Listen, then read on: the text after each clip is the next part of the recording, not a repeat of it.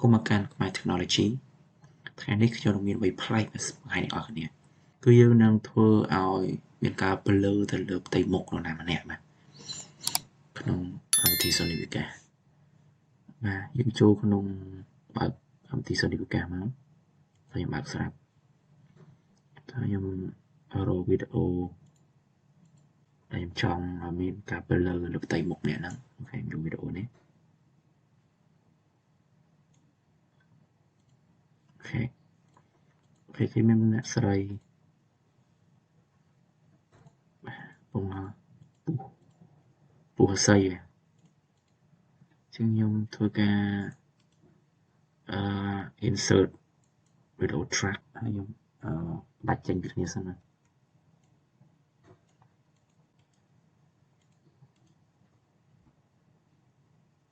ពីខាងលើផាខាងលើបាទខ្ញុំមកធ្វើការចាប់ដាក់ blur ទៅមុខអ្នកហ្នឹងថាពាក់កណ្ដាលនេះចាហើយខ្ញុំធ្វើការ blur ពាក់កណ្ដាលផ្នែកណាមួយបាទអត់ខ្ញុំអត់ធ្វើ blur តាមមួយពេញវីដេអូទេគឺយើង select លើកន្លែងនេះគឺ mask ស្អីនេះហើយយើង select ទៅមុខគាត់ណា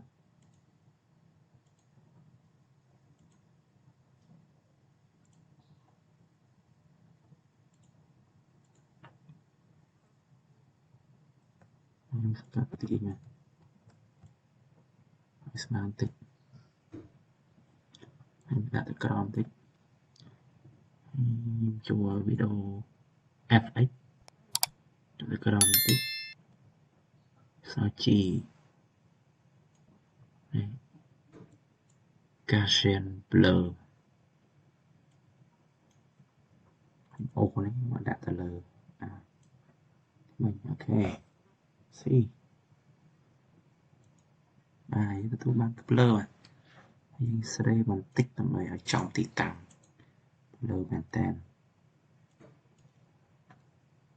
control ទីណា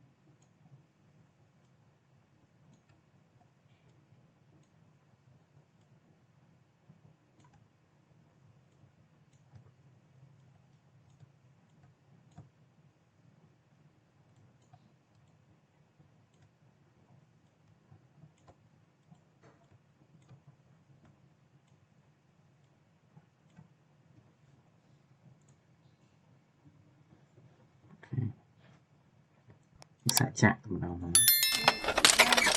ជំរាបដឹងមកបាទឃើញថាវីដេអូវាធ្វើការជំរាបដឹងមកកន្លែងនៅលើប្រូណាគឺថាវីដេអូយើងមានតែប៉ុណ្ណឹងសូមអរគុណបាទ